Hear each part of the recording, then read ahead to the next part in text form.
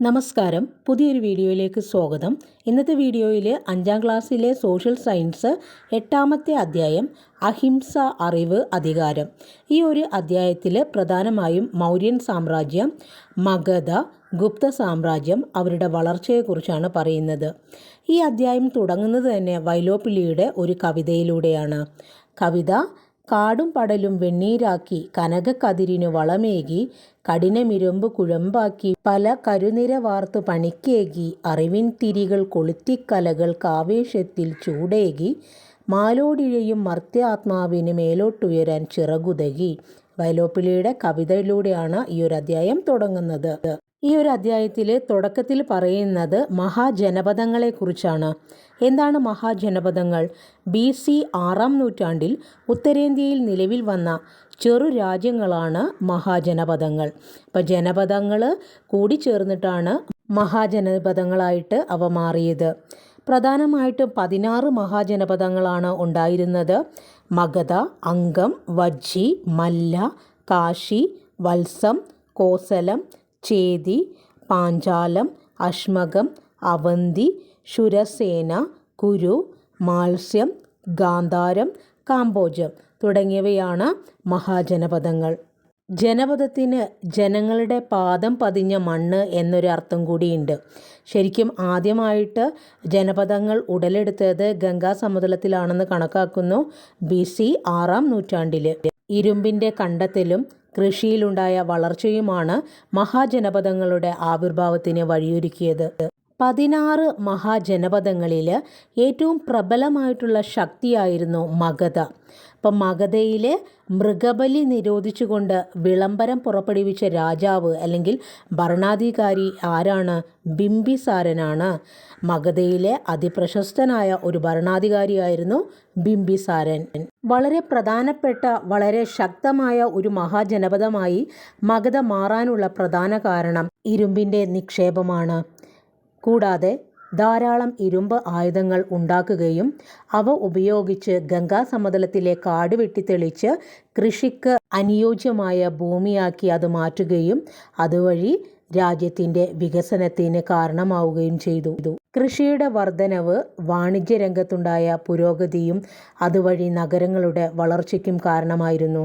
കാർഷിക രംഗത്ത്, വാണിജ്യ രംഗത്തുമുണ്ടായ മുന്നേറ്റത്തിലൂടെ മഗധ സാമ്പത്തികമായി അഭിവൃദ്ധി പ്രാപിച്ചു.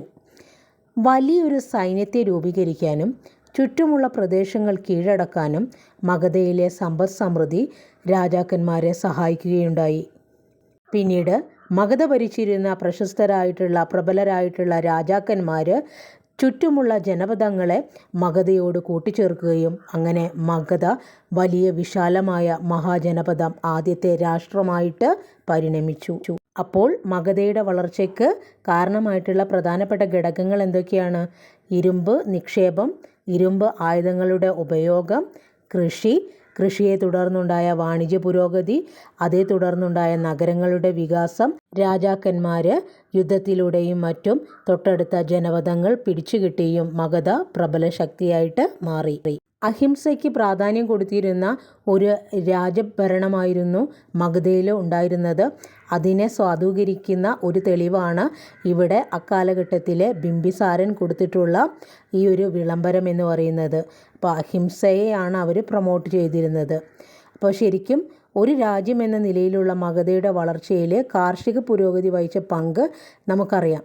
കന്നുകാലികളായിരുന്നു കാർഷിക മേഖലയുടെ നെടുന്തൂണെന്ന് പറയുന്നത്. കാർഷിക മേഖലയുടെ അടിത്തറ കന്നുകാലികളായിരുന്നു. നിലം ഉഴുതുമറിക്കുന്നതിനും വളത്തിനും കാലികൾ ആവശ്യമായിരുന്നു. എന്നാൽ യാഗങ്ങളുടെ ഭാഗമായിട്ട് വൻതോതിൽ കന്നുകാലികളെ കൊന്നൊടുക്കിയത് കൃഷിയെ പ്രതികൂലമായി ബാധിച്ചു. ഈ ഒരു സാഹചര്യത്തിലാണ് അന്നത്തെ രാജാവായിരുന്ന ബിംബിസാരന് അഹിംസയെ സപ്പോർട്ട് ചെയ്തുകൊണ്ടൊരു വിളംബരം പുറപ്പെടുവിച്ചത്. നമുക്കറിയാം, ആര്യന്മാരുടെ ജീവിതകാലം എന്ന് പറയുമ്പം ശരിക്കും ബ്രാഹ്മണ മേധാവിത്വമുള്ളൊരു കാലമായിരുന്നു. അപ്പോൾ ആ കാലഘട്ടത്തിൽ മൃഗബലി, യാഗങ്ങൾ അതൊക്കെ കൂടുതലായതുകൊണ്ട് തന്നെ കന്നുകാലികളെ വളരെയധികം യാഗങ്ങൾക്കൊക്കെ വേണ്ടിയിട്ട് അവർ ഉപയോഗിച്ചു.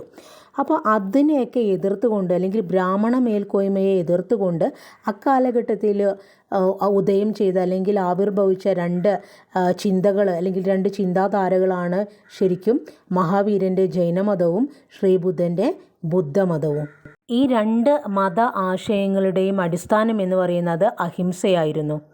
ഇനി തങ്ങളുടെ ഈ ഒരു ആശയങ്ങളെല്ലാം ജനങ്ങളിലേക്ക് എത്തിക്കാൻ വേണ്ടിയിട്ട് ജൈനമതത്തിലെ, അതായത് ജൈനമതത്തിൻ്റെ സ്ഥാപകനായിട്ടാണ് വർദ്ധമാന മഹാവീരനെ പറയുന്നത്. അദ്ദേഹം ഉപയോഗിച്ച ഭാഷ എന്ന് പറയുന്നത് പ്രാകൃതമായിരുന്നു. അതുപോലെ തന്നെ ബുദ്ധമതത്തിൻ്റെ സ്ഥാപകനാണ് ശ്രീബുദ്ധൻ. അദ്ദേഹം പാലി ഭാഷയിലാണ് മതത്തിൻ്റെ ആശയങ്ങളെല്ലാം ജനങ്ങളിലേക്ക് എത്തിക്കാൻ വേണ്ടിയിട്ട് ഉപയോഗിച്ചത്. ജൈനമതത്തിലെ പ്രധാനപ്പെട്ട തത്വങ്ങളാണ് ശരിയായ ജ്ഞാനം, ശരിയായ വിശ്വാസം, ശരിയായ പ്രവൃത്തി. ഇത് ത്രിരത്നങ്ങൾ എന്ന പേരിലാണ് അറിയപ്പെടുന്നത്. ശരിയായ ജ്ഞാനം, ശരിയായ വിശ്വാസം, ശരിയായ പ്രവൃത്തി എന്നിവ എന്താണ്? ജൈനമത തത്വങ്ങളാണ്. ജൈനമതത്തിലെ ത്രിരത്നങ്ങൾ എന്നാണ് ഇത് അറിയപ്പെടുന്നത്. അടുത്തത് ബുദ്ധമതത്തിലെ പ്രധാനപ്പെട്ട തത്വങ്ങളാണ് പറയുന്നത്. ഇഹലോക ജീവിതം ദുഃഖപൂർണമാണ്. ആഗ്രഹങ്ങളാണ് ദുഃഖത്തിന് കാരണം. ആഗ്രഹങ്ങളെ ഇല്ലാതാക്കിയാൽ ദുഃഖങ്ങളെ ഇല്ലാതാക്കാം. അഷ്ടാംഗമാർഗം അനുഷ്ഠിക്കുക വഴി ആഗ്രഹങ്ങളെ ഇല്ലാതാക്കാം തുടങ്ങിയ 4 മഹാസത്യങ്ങളാണ് ബുദ്ധമതം പ്രധാനമായിട്ടും പ്രചരിപ്പിച്ചത്.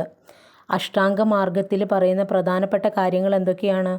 Right view, right intentions, right speech, right action, right livelihood, right effort, right concentration, right mindfulness തുടങ്ങിയവയാണ് 8 ഫോൾഡ് പാത്തിൽ പറയുന്ന കാര്യങ്ങൾ. അതുപോലെ 4 നോബിൾ ട്രൂത്തും എന്തുമായിട്ട് റിലേറ്റഡ് ആണ്? ഈ ഒരു ബുദ്ധമതമായിട്ട് റിലേറ്റഡ് ആണ്.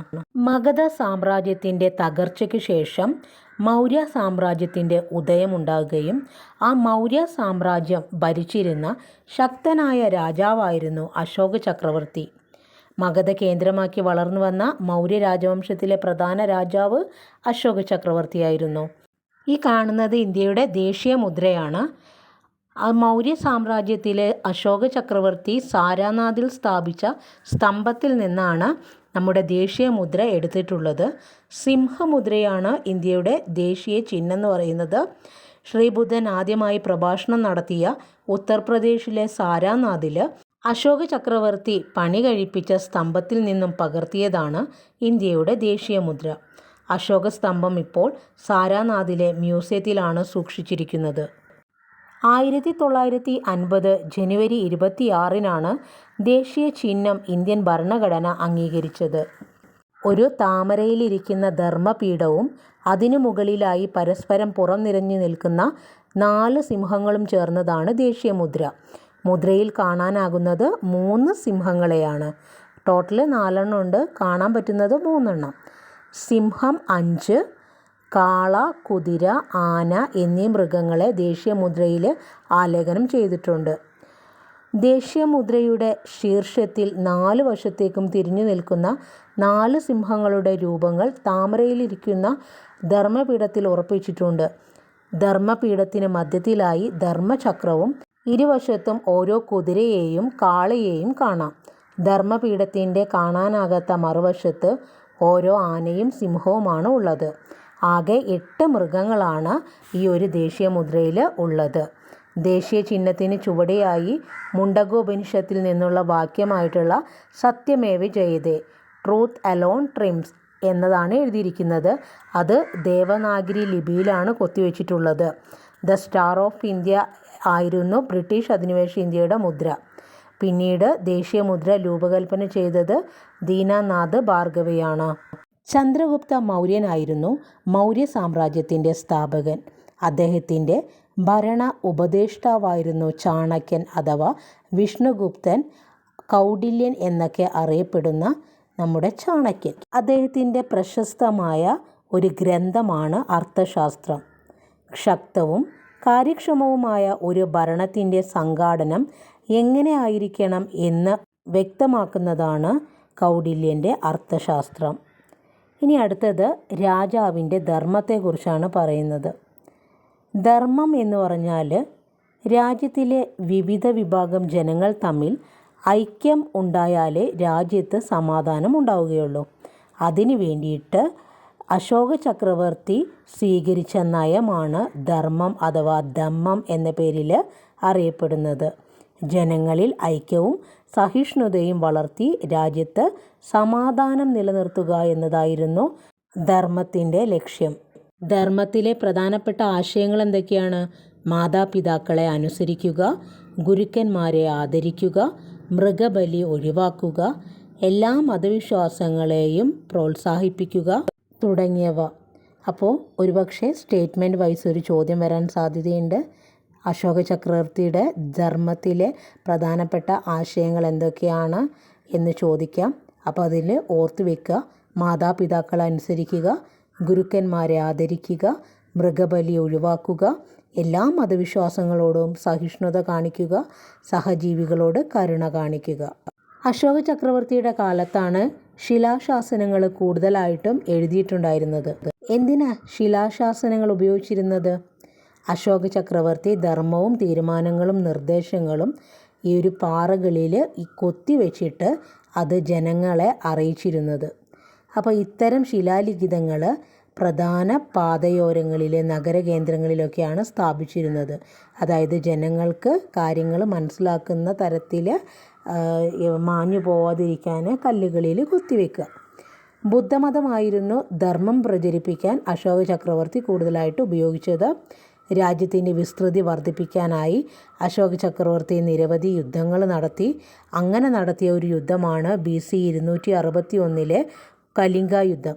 ആ കലിംഗ യുദ്ധത്തോടു കൂടിയാണ് അശോക ചക്രവർത്തിക്ക് ബോധോദയം ഉണ്ടാവുകയും അദ്ദേഹം മാനസാന്തരം വന്നിട്ട് ഈ ഒരു ബുദ്ധമതത്തിൽ അഭയം പ്രാപിക്കുകയും പിന്നീട് ബുദ്ധമതത്തിലെ ആശയങ്ങളെ പ്രചരിപ്പിക്കുകയും അഹിംസ സ്വീകരിക്കുകയും ചെയ്തു. ഇന്നത്തെ ഒഡീഷയിലായിരുന്നു കലിംഗ സ്ഥിതി ചെയ്തിരുന്നത്. മഗധന്മാർക്ക് അല്ലെങ്കിൽ മഗധയിൽ ഭരിച്ചിരുന്ന മഹാപത്മനന്ദന് ശേഷമാണ് ഈ ഒരു മൗര്യ സാമ്രാജ്യം വളർന്ന് വരുന്നതും വികാസം പ്രാപിക്കുന്നതും. ആ ഒരു മൗര്യ സാമ്രാജ്യം അതിൻ്റെ ഉന്നതിയിലെത്തിയ സമയം എന്ന് പറയുന്നത് ശരിക്കും അശോക ചക്രവർത്തിയുടെ കാലഘട്ടമായിരുന്നു. അടുത്തത് മൗര്യന്മാരുടെ സമൂഹം, സമ്പത്ത്, കലയെക്കുറിച്ചാണ് പറയുന്നത്. മൗര്യന്മാരുടെ കാലഘട്ടത്തിലെ സാമൂഹിക സാമ്പത്തിക ജീവിതം എങ്ങനെയാണ്? ഒന്ന്, ചാതുർവർണ്ണ്യ വ്യവസ്ഥയിൽ അധിഷ്ഠിതമായിരുന്നു. എന്താ ചാതുർവർണ്ണ്യ വ്യവസ്ഥ? 4 വർണ്ണങ്ങൾ ഏതൊക്കെയാണ്? ബ്രാഹ്മണ, ക്ഷത്രിയ, വൈശ്യ, ശൂദ്ര. അതിൽ ഏറ്റവും താഴെ ശൂദ്രന്മാരായിരുന്നു. ഈ ഒരു ചാതുർവർണ്ണ്യ വ്യവസ്ഥയിൽ ഏറ്റവും മുകളിൽ അല്ലെങ്കിൽ ഏറ്റവും ഉയർന്ന വിഭാഗം എന്ന് പറയുന്നത് ബ്രാഹ്മിൻസ് ആയിരുന്നു. ഇനി കാർഷിക പ്രവൃത്തികൾ ശൂദ്രരെ കൊണ്ടാണ് ചെയ്യിച്ചിരുന്നത്. ജൈനമതവും ബുദ്ധമതവും ഏറെ പ്രചാരം നേടിയത് ഈ ഒരു മൗര്യ സാമ്രാജ്യ കാലഘട്ടത്തിലാണ്. കൃഷിയും വാണിജ്യവും മൗര്യഭരണകാലത്ത് അഭിവൃദ്ധി പ്രാപിച്ചു. കൃഷിയുടെ പുരോഗതിക്കായി രാജാക്കന്മാർ ജലസേചന സൗകര്യങ്ങൾ ഒരുക്കി. തുന്നൽ, നെയ്ത്ത് തുടങ്ങിയ കൈത്തൊഴിലുകൾ നിലനിന്നിരുന്നു. നാണയങ്ങൾ പ്രചാരത്തിലുണ്ടായിരുന്നു. കച്ചവടത്തിൻ്റെ പുരോഗതിക്കായി നിരവധി പാതകൾ അവർ നിർമ്മിക്കുകയും ചെയ്തു. ഇപ്പോൾ സമൂഹം, സമ്പത്ത്, കല പറയുന്ന ഭാഗത്ത് ഇത്രയാണ് പഠിക്കാനുള്ളത്. മൗര്യന്മാരുടെ കാലഘട്ടത്തിൽ ധാരാളം സ്തൂപങ്ങളും സ്തംഭങ്ങളൊക്കെ പണിയിച്ചിട്ടുണ്ട്. അപ്പോൾ അത് അവരുടെ കലാപരമായിട്ടുള്ള അല്ലെങ്കിൽ വാസ്തുപരമായിട്ടുള്ള ശൈലിയെയാണ് എടുത്ത് കാണിക്കുന്നത്. കാലക്രമേണ മൗര്യ സാമ്രാജ്യത്തിൻ്റെ ശക്തി ക്ഷയിക്കുകയും ആ സ്ഥാനത്ത് ഗുപ്ത സാമ്രാജ്യത്തിൻ്റെ ആവിർഭാവവും ഉണ്ടായി. അപ്പോൾ ശരിക്കും പറഞ്ഞാൽ ഗംഗാതടത്തിൽ ഉയർന്നു വന്ന മറ്റൊരു രാജവംശമായിരുന്നു ഗുപ്ത സാമ്രാജ്യം. ഈ ഒരു ഗുപ്ത സാമ്രാജ്യം ഇന്ത്യൻ ചരിത്രത്തിലെ സുവർണ കാലഘട്ടം എന്നാണ് അറിയപ്പെടുന്നത്. ഗുപ്ത സാമ്രാജ്യത്തിൻ്റെ സ്ഥാപകനായിട്ട് ശ്രീഗുപ്തനെയാണ് അറിയപ്പെടുന്നത്. ഗുപ്ത സാമ്രാജ്യത്തിലെ അതിശക്തരായിട്ടുള്ള രാജാക്കന്മാരായിരുന്നു ചന്ദ്രഗുപ്തൻ ഒന്നാമൻ, സമുദ്രഗുപ്തൻ, ചന്ദ്രഗുപ്തൻ രണ്ടാമൻ തുടങ്ങിയവർ. ഗുപ്തന്മാരുടെ കാലഘട്ടത്തിൽ ദേവന്മാർക്ക്, അതായത് ആരാധിക്കുന്ന ദൈവങ്ങൾക്കും ബ്രാഹ്മണർക്കും ധാരാളം ഭൂമി ദാനമായി നൽകിയിരുന്നു. ഫോർ എക്സാമ്പിൾ, ദൈവത്തിന് ദാനമായിട്ട് നൽകുന്ന ഭൂമികളാണെങ്കിൽ ദേവസ്വമെന്നും ബ്രാഹ്മണർക്ക് ദാനമായിട്ട് നൽകുന്ന ഭൂമികളാണെങ്കിൽ ബ്രഹ്മസ്വമെന്നുമാണ് അറിയപ്പെട്ടിരുന്നത്. ഗുപ്ത കാലഘട്ടത്തിൽ കലയ്ക്കൊക്കെ ഒരുപാട് പ്രാധാന്യമുണ്ടായിരുന്നു. അതിനെ സൂചിപ്പിക്കുന്ന കാര്യങ്ങളാണ് കാളിദാസൻ എഴുതിയ അഭിജ്ഞാന ശാകുന്തളം, മേഘസന്ദേശം, കുമാരസംഭവം തുടങ്ങിയവ. ചന്ദ്രഗുപ്ത മൗര്യൻ രണ്ടാമൻ്റെ രാജസദസ്സിലെ കവികളായിരുന്നു ഈ കാളിദാസൻ ഉൾപ്പെട്ട 9 പേര്.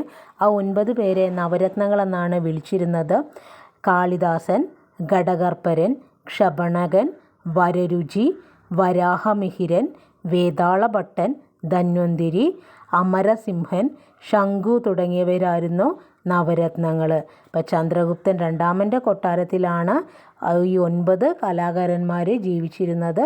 അവരെ നവരത്നങ്ങളെന്നാണ് വിളിച്ചിരുന്നത്. ഇനി ഡൽഹിയുടെ സമീപത്ത് കാണുന്ന, അതായത് ഇന്നും കാണപ്പെടുന്ന മെഹ്റൗലിയിലെ സ്തൂപം, അയേൺ പില്ലർ ശരിക്കും ചന്ദ്രഗുപ്തൻ രണ്ടാമൻ്റെ കാലത്താണ് പണി കഴിപ്പിച്ചത്.